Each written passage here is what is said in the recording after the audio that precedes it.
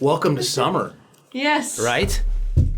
So you've been out seeing all the fun that's going on in downtown Wichita on our biggest celebration, Yes. the Wichita River Festival. It's my favorite time of the year. So sure. I proudly wear the Riverfest button throughout the 9 days to remind people that that is Wichita's festival. So if you're looking for something to do, as people often ask me, what's there to do in Wichita? Well, for the 9 days of Riverfest, I can tell you exactly what's going on. Well, you and I both know that anyone who says there's nothing to do in Wichita, Kansas is simply not someone who's participating. And what we need to be doing in any community is participating. There's so much to do, whether you want to participate at the level of making an improvement in our city or just having fun. It's remarkable, all the stuff that exists in Wichita, USA. But my favorite part about what you've done is you've given us a civics lesson. Right here. Yeah, show everybody what you produced. So I always carry these with me. These are called the City of Wichita Palm Cards. And these are so that people kind of understand how local government works. So in the past, I think people just didn't know that our form of government is one where really for anything to pass or fail, you need 4 votes. And the mayor's vote is no greater than any of the council members. So I'm really an at-large council member, which means that if you really care about something, you shouldn't just lobby the mayor. The mayor doesn't have a magic wand. However, the mayor and 3 council members have the magic wand. So if you have, for instance, at Tuesday's evening meeting, there will be a conversation about a 2008 ordinance. It was passed by a council back then that made it illegal for people to back into a parking stall. Same thing as pulling through a parking stall. If your car is parked that way, it's actually illegal in Wichita, and it's been illegal since 2008. Well, just recently, in the last few months, I've had a lot of conversations with individuals, including via email, that were upset to learn about this ordinance. And because of that, in April, I brought it up to the council and I said, can we have a data collection presentation about what have been the citations downtown? What about these backing into a parking stall citations? So at the end of April, there was a workshop about this very topic. And then this is how the process works. And I think people just didn't understand how the process worked. At workshops, council members get information from staff. Then it's up to the council member or mayor to bring it up during council member agenda and say, hey, my intention now is for staff to direct them to create a repeal of the ordinance, which is what I did. And there were 5 out of the 7 of us who voted in favor of at least letting staff create this draft. 2 people voted against it. So it passed, right? Because all you need is 4, which meant that now it's going to come before the council on June 2nd so that we can talk about backing into a parking ordinance. And my intention, again, is to repeal it, but it requires 3 other council members to vote in favor with me. You know, I'm so glad you brought that particular thing up because it's something that's not an emotional issue. And yet it's something that we can talk about. Is that a proper place for government?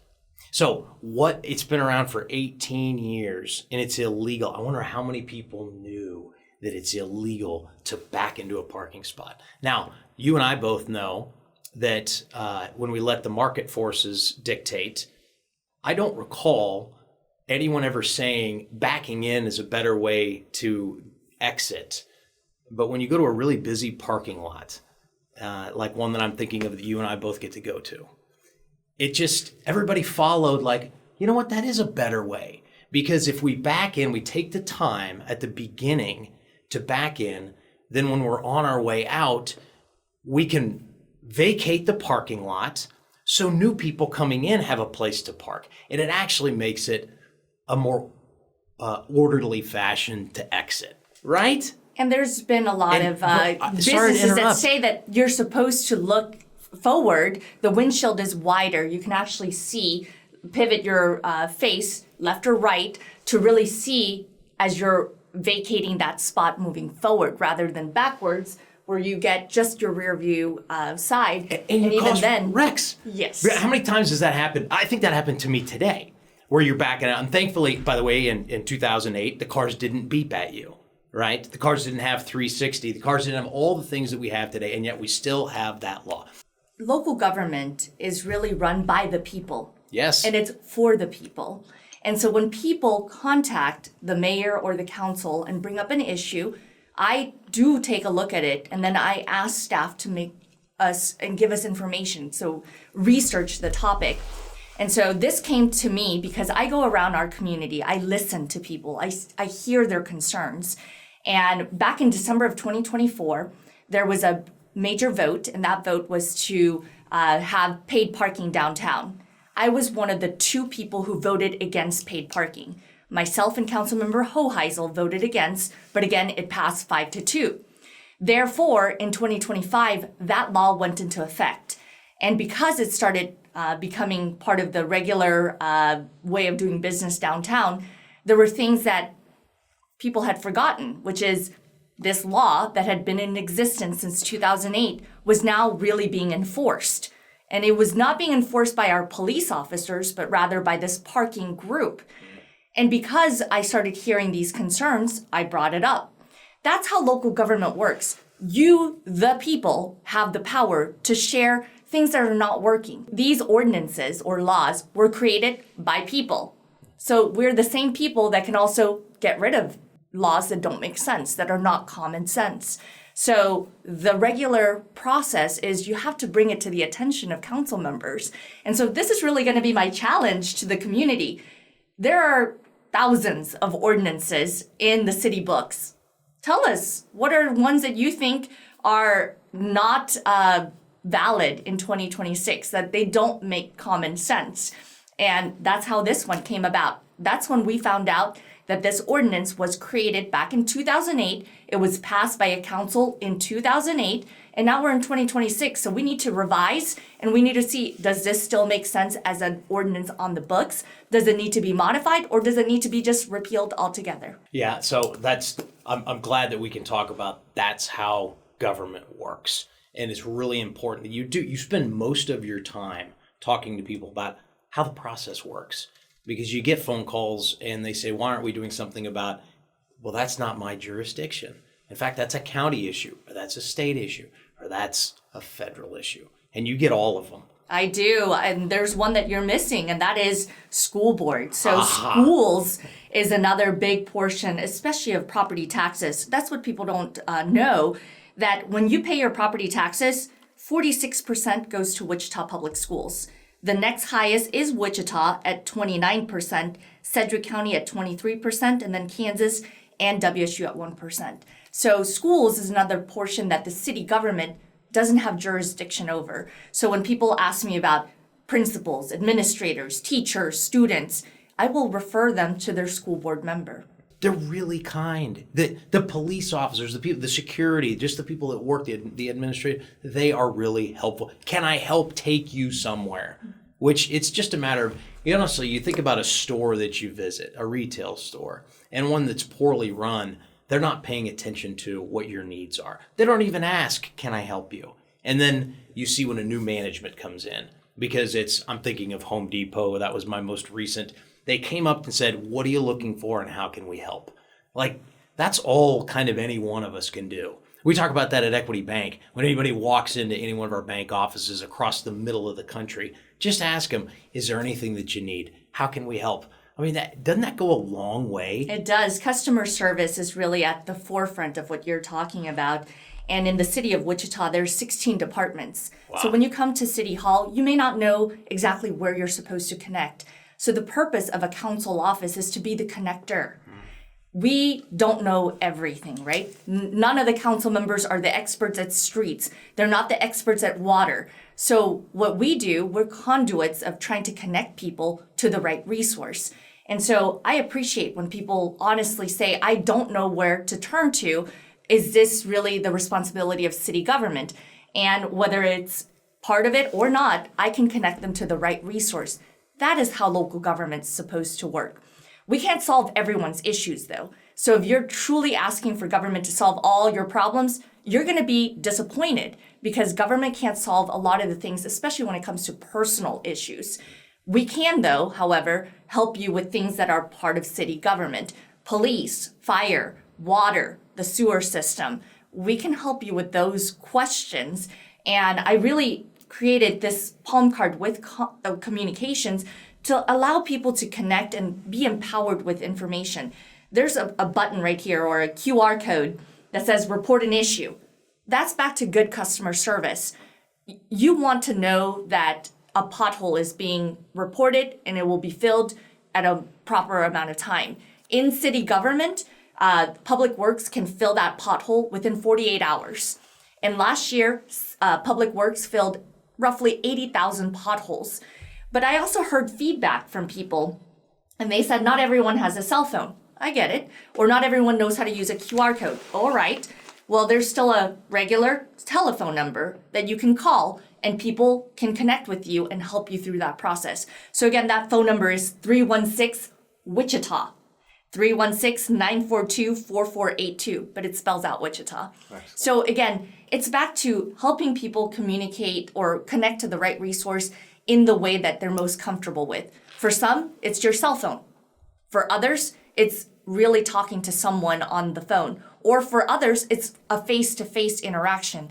And there are all of these opportunities, and they've been in existence in the past. However, maybe people didn't know that that's how you can connect, especially with the council as a conduit to your city departments. Well, I'll give a shout out to the Parks and Rec, because there is an app. If you go to wichita.gov, you can find the Parks and Rec tab, and you can have your own app. It's summertime, and people want to know when their parks, when their splash parks, when all the water, all the pools, when are they available? And it's amazing what's there. It's not just that kind of, I call it basic information, but it's like all these new things. It's the 250th celebration of the United States of America. We have so many cool things that are happening this summer.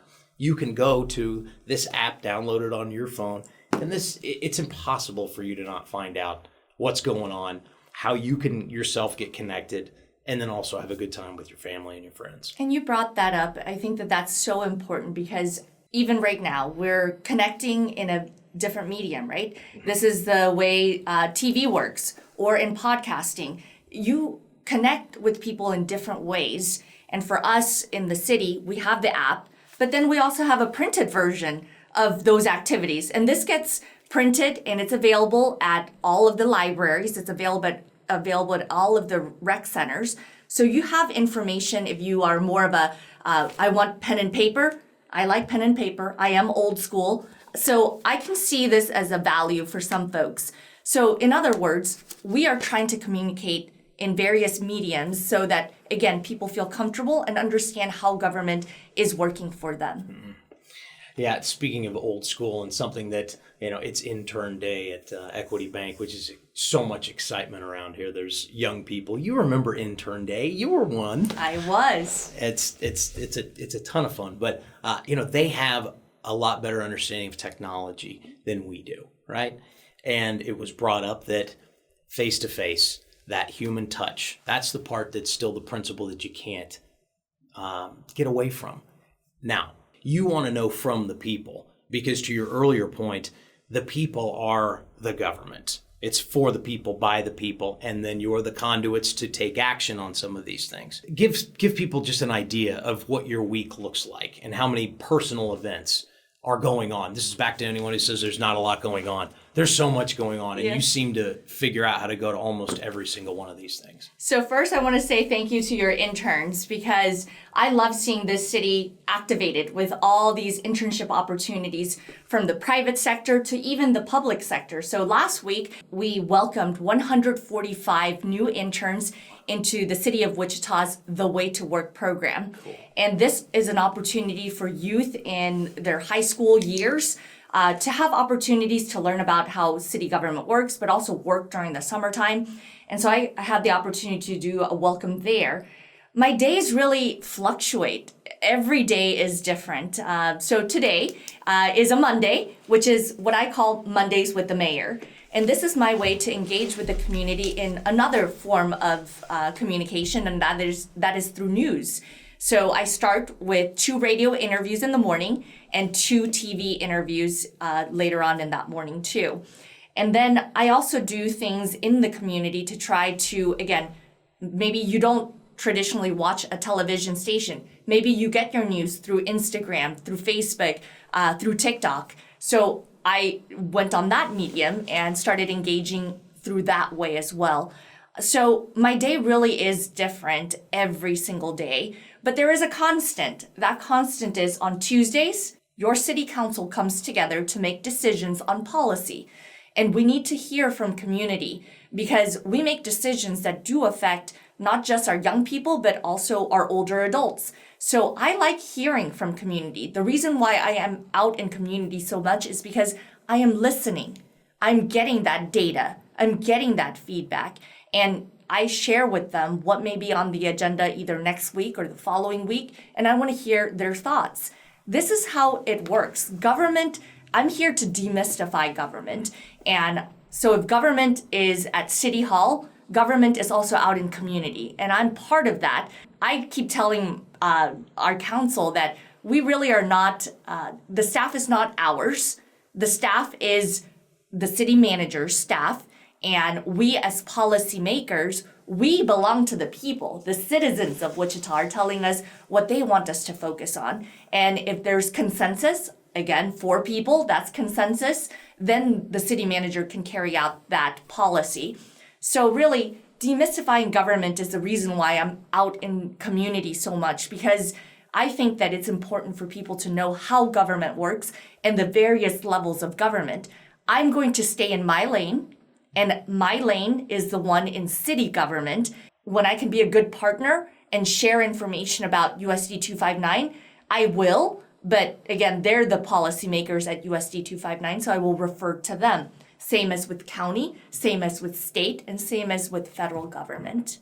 Yeah, I think that makes all Wichitans feel good that we've got a voice who is actually communicating with all the various levels of government and helping people understand where to go when the problem happens. You mentioned a city manager, and we have a new one for the first time in a very, very long time. Dennis Marstall is 6 months on the job. So how is his new relationship with Wichita going, and how are you enjoying getting to know Dennis? I'm really grateful to have new leadership at City Hall. For the past 16 years, we've had an individual in that role as city manager. And now we have a new one who started in January. He is a Kansan. He was born and raised in Manhattan, went to K-State, and has various levels of experience from local government to the nonprofit sector and at various sizes of communities, from Manhattan, again, all the way to Charlotte, North Carolina. So you have a top 50 city in terms of population and size, and that experience bringing it to Wichita. Wichita is the largest city in Kansas with a population of just over 400,000 people. When you add the MSA, the Metropolitan Statistical Population Area, that is about 600,000 people. That's a lot of individuals that you have to make decisions. And again, we make decisions for the majority. So I want to stress this portion of the conversation that just because you come to City Hall does not mean you're the majority either. We appreciate people coming to City Hall and sharing their opinions, but we also have to take a pulse of the entire community, 400,000 people, and make decisions that make sense for a majority of the individuals. And so Dennis Marstall really understands that. He understands that the council are the policy makers, and we're the policymakers, especially when we get to a consensus. And then he will carry it out with his 3,400 employees. You know, Wichita is so much stronger today, cleaner, aware, that the issues that were very difficult for, I imagine, a lot of the country, and maybe they're still difficult in other parts of the country, they're cleaner here in Wichita, US. I don't know what other word to use than that, but people are aware of things. Second Light is an organization that I'm grateful that I've had a chance to meet those folks. They're incredible. And the board, you know, these are not partisan individuals. These are people that really care about solving and helping with a hand up rather than a hand out. This is solving the homelessness problem. So one of the items to do that is it's a budgetary issue, right? We got to have the capital to do these things, right? It doesn't just come from thin air. We don't print the money, despite what people may think.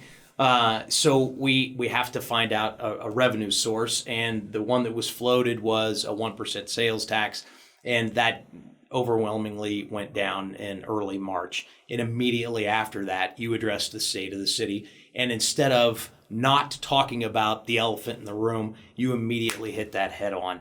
Can you tell us now, a few months later, how that's we've pivoted so we can still continue to help our police, our firefighters, those who keep us safe around here, and take care of giving people a hand up so that they can achieve their highest and best use as a human being? Well, we heard the community loud and clear. They thought that 5 different initiatives being funded by a sales tax that would have been 7 years was too fast, too broad, and they wanted more of our council to be the leaders behind it. And so again, we heard the community. Over the last few months, the city manager has gone to all 6 districts rather, and a city hall town hall. Either he presented or his staff presented both the 5 areas that sales tax would have funded, as well as the budget that will be currently voted on. So we've been on a listening tour, really. I had the opportunity to attend the last 2 town halls regarding both the sales tax and the budget just last week. So last week, town hall was on Wednesday, and on Saturday was District 6 town hall. And what I've been hearing from community is we know that there's an issue, a challenge regarding homelessness, and we want to be part of the solution. But we also don't want to just blindly give money to a specific solution. They want to understand the solution better. And so what I've gathered is that people want to see the city council communicate.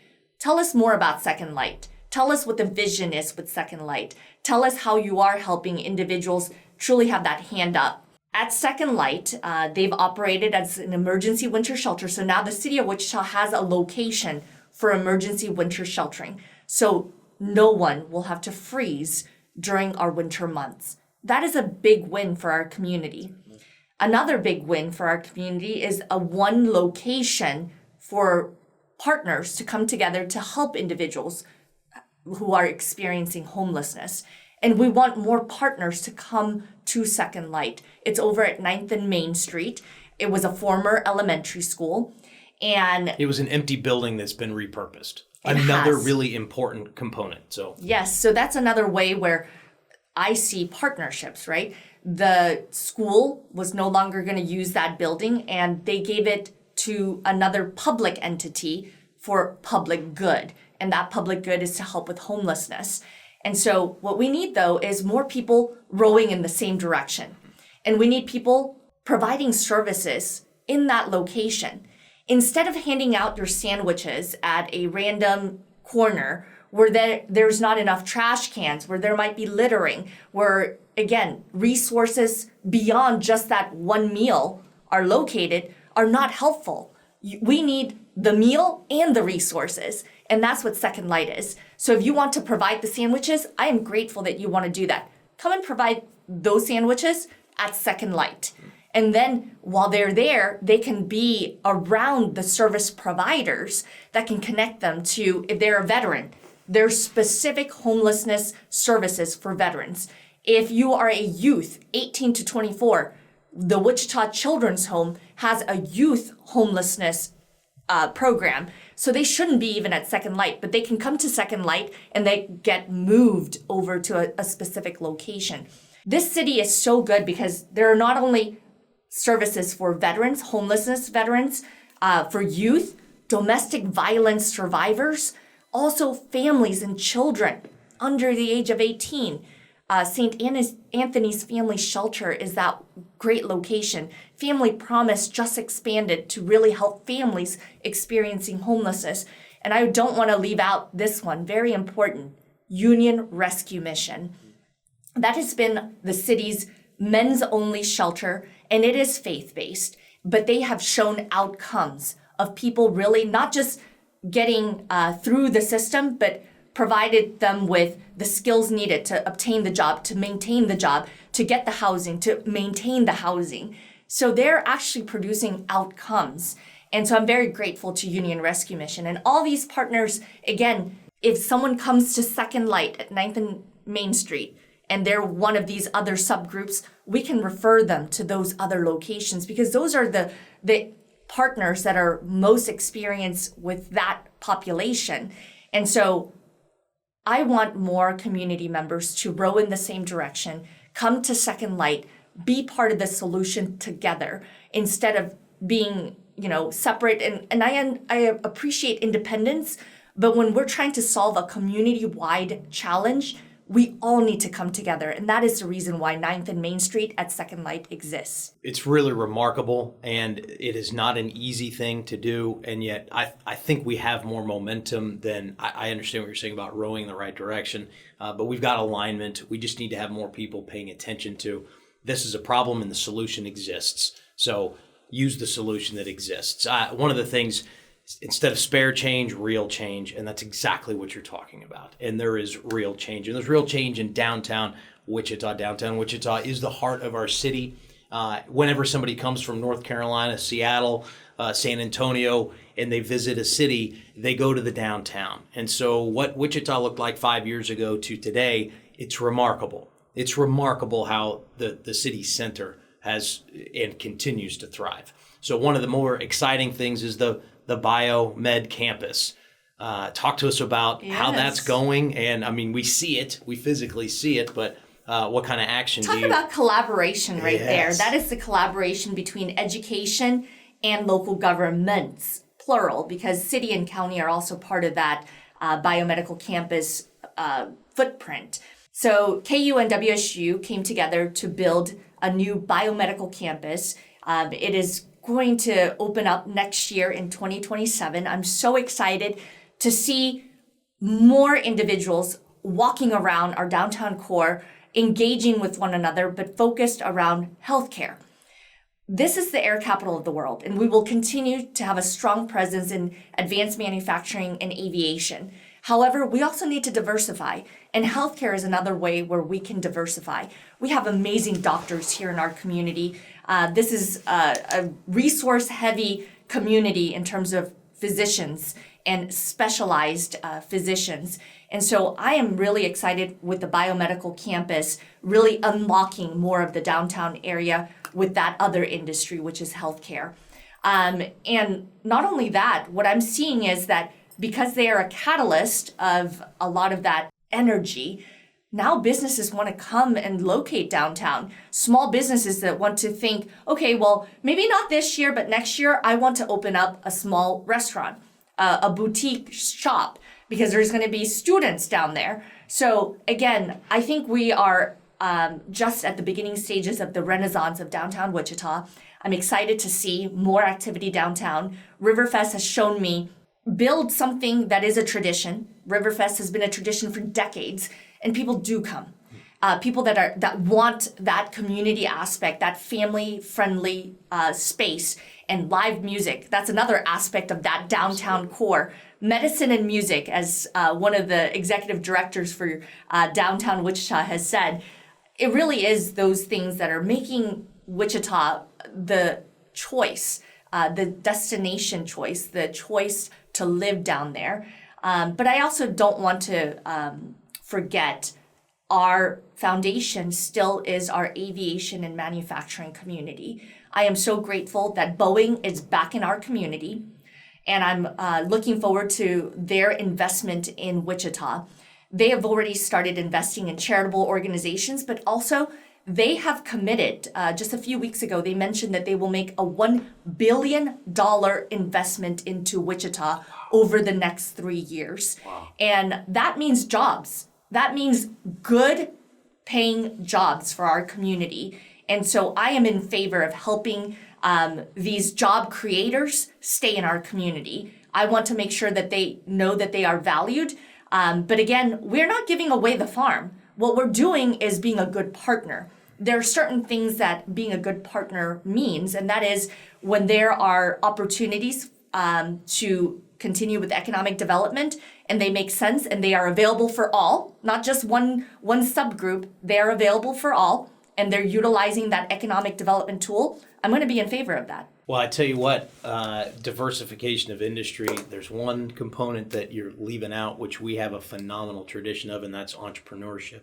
And everything that you just said means that our entrepreneurs will continue to flock here. We have outrageously cool programs here.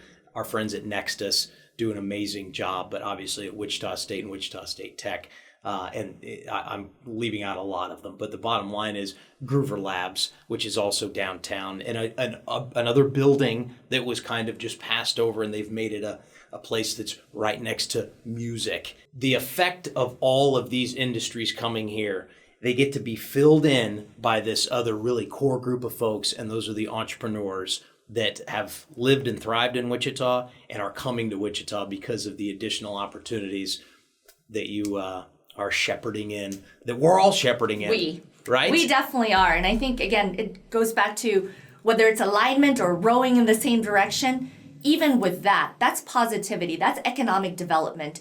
And our entrepreneurial background is also at the core of who we are. We have helped create these worldwide brands. So as a community, I think we should be proud of our history, but also continue to be competitive and innovate, because we know that other cities want to take our people, our jobs, and our entrepreneurs. So we need to continue investing in these individuals that are trying to help our city truly be the destination of choice. And so I want to make sure that our community understands that when we're all rowing in the same direction, when we want Wichita to win, when we want Team Wichita to be the focal point, we all can benefit from this. And we want to make sure that, again, from our challenges with homelessness to our individuals that are starting businesses and wanting to grow businesses, that we are being a community that supports individuals that are trying to do the right thing. Mayor Lily Wu, thanks for being on Who Builds Equity. It's a joy to see you, and thanks for your leadership. Thank you. Good to be with you.